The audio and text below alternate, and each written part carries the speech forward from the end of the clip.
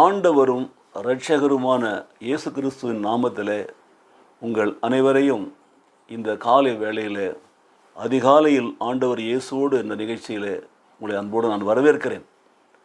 கர்த்தருடைய கிருபையினாலே இன்றைக்கும் நாம் தியானிக்க இருக்கிற வேத பகுதி நீதிமொழிகள் புத்தகத்தில் 8ஆம் அதிகாரத்தில் 13ஆம் வசனத்தை தியானிக்க போகிறோம்.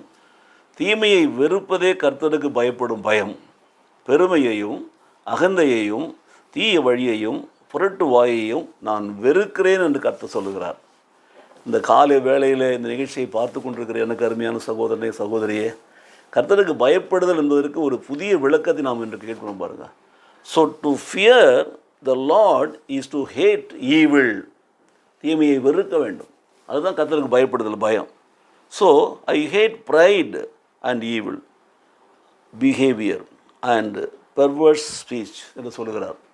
கர்த்தருடைய வார்த்தை தெளிவாக சொல்லுகிறது பாருங்கள். நாம் கர்த்தருக்கு பயந்து நடக்கிறவர்களாக இருந்தால் தீமையை வெறுத்து நாம் வாழ வேண்டும்.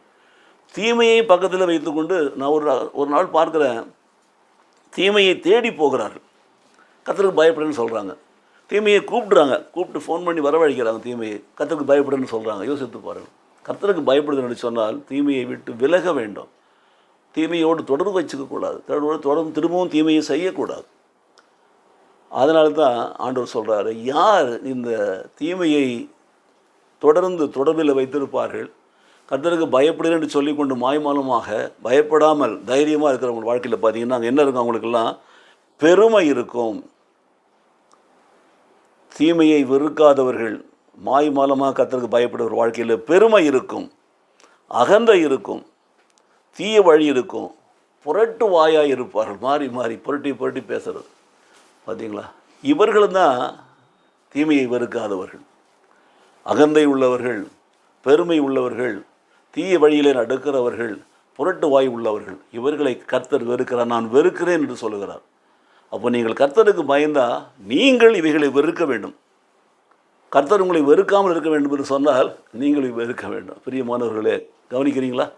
ஆகவே இந்த காலை வேளையில் நல்ல தீர்மானம் எடுப்போம். கர்த்தருக்கு பயப்படுகிற பிள்ளைகளாய் நாம் வாழ ஒப்புக் கொடுப்போம். தீமையை விட்டு விலகுவோம்.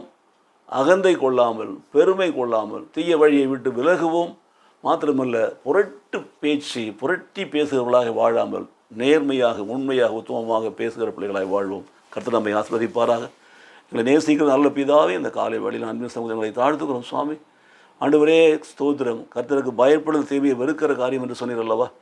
அது மாத்திரமல்ல, நான் இப்படிப்பட்டதான காரியங்களை வெறுக்கிறேன் என்று சொல்லி பெருமையையும் அகந்தையும் தீய வழியையும் புரட்டுவாயும் வெறுக்கிறேன் என்று சொன்ன தெய்வமே, அவைகளை நாங்களும் வெறுத்து உமக்கு பயந்து நடக்க எங்களை ஒப்புக் கொடுத்து ஜெபிக்கிறோம். ஆசீர்வதிப்பீரா. இயேசு கிறிஸ்து நாமத்திலே பிதாவே.